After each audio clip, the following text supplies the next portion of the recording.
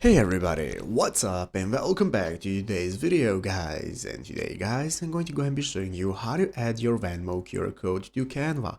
This is a very simple thing to do, so make sure to watch this quick and easy video to the very end, follow my steps correctly so you can make sure that this works the same for you and you can do this yourself. But yeah guys, so let's get straight into it. So first things first, we're going to go ahead and be opening up the official Venmo website right here, venmo.com. If you're on your PC, you want to open up the official URL, and once you have done so, now we can get started. If you're on your mobile phone, you can get started downloading an application, so download the Venmo app to get started with using it. And once you have done so, now we can get started with the first step, which is logging in. So if you do not already have a Venmo account, what you want to do is create one. On the application, you can click the continue steps to go ahead and put your phone number and so on to register. On the PC browser, you can click get Venmo to get started registering. So once you got in your account, you can log in. Once you're logged in, now we can get started. This is going to be the main page that you will be greeted by. This is your home page from where you can get started with accessing everything in Venmo. So what we want to do is find our QR code that we can then screenshot and put as a picture into our Canva. And how can we do that? It's very easy guys, and all we have to do